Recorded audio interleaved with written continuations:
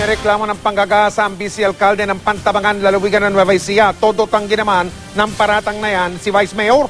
Nakatutok si Julius Segovia. Exclusivo. Gusto ko pagbayarin ng yung may kasala po nito. Yung gumawa po sa amin. Gusto kong makulong yung gumawa.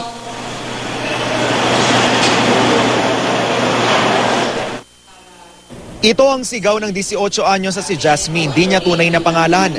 Matapos daw ilang ulit naghahasain ng Vice Mayor ng Pantabangan Nueva Ecija na si Romeo Borja Jr. Hindi dinetalye ni Jasmine sa media ang di umano'y pangahalay sa kanya. Pero sa kwento niya sa grupong Gabriela, taong 2010 daw nang mag-cruise ang landas nila ni Borja nang manalo siya sa isang beauty contest sa Pantabangan. Naging textmates daw sila hanggang sa humantong sila sa isang inuman. Nalasing daw siya at nang magising, nasa kama na siya kasama ni Borja. Simula raw noon, paulit-ulit na raw ang pananakot sa kanya ng Vice Alcalde. Pinagbantaan din daw ang kanyang buhay at kanyang pamilya. Kaya natagalan daw bago nagkaroon ng lakas ng loob na lumantad si Jasmine na ngayon 8 buwang buntis kay Borja. Na makapangyarihan nitong perpetrator, occupying a very high position, hindi madali para sa isang biktima na lumantad at magsabi na siya ay isang biktima. Kaisa ni Jasmine sa inaasam-asam na hustisya ang dating kasambahay raw ng pamilya Borja na si Mina, di rin tunay na pangalan. Hinalay rin daw si Mina ng Vice Alcalde at ngayon may 3 buwang gulang na sanggol na si Borja rin daw ang ama.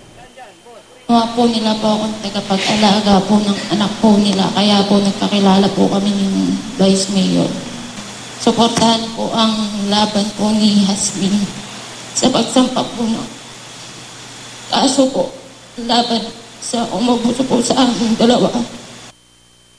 Hinihintay na lang ni Mina ang resolusyon sa qualified seduction case ay sinampa niya laban kay Borja sa Cabanatuan City. Si Jasmine naman, sinamahan ng Gabriela na magpunta sa DOJ para sampahan ng kasong rape si Borja. Hindi magwawakas sa pagsasampa ng kaso. Kami po ay nagbubuo ng isang kampanya para sa tuluyang pagkakamit ng katarungan. Pinasinungalingan naman ni Borja ang akusasyon laban sa kanya. Ayon kay Borja, may relasyon daw sila ni Jasmine. So sir, sa madaling salita po, pinabubulanan yung aligasyon? Wala pong naganap na pangahalay? Wala po, wala po. So ano po yung kiniklaim nila na rape? Yun sa tingin ko po, politika lang. Yung Vice President ng Gabriela, lola niya. Okay. So yun yung nakakalabang ko sa politika. At kasalukuyan din nakaupo kasing konsyel sa amin ito. Ipinakita sa akin ni Borja ang ilang text messages daw sa kanya ni Jasmine ilang linggo lang ang nakalilipas. Nitong April 27, kinumusta pa raw siya ni Jasmine, kaya nakapagtataka raw na sumisigaw ito na pinagsamantalahan daw siya. Po, sasagot talaga ako dun sa inhabla nila at ako yung kalooban ko at pagkatao po talagang malinis po. Kaya ko pong sagutin lahat. No? Paglilinaw pa ni Borja, wala rin daw katotohanan ng qualified seduction case ni Mina laban sa kanya dahil ang totoo, security aid daw niya ang nakarelasyon nito. Nasasaktan na raw si Borja dahil nadadawit na ang kanyang pamilya. Kung ang politika lang ang sisira sa pamilya ko, at kahit na anong gusto natin magserbisyo sa bayan, pwede natin anytime na talikuran to.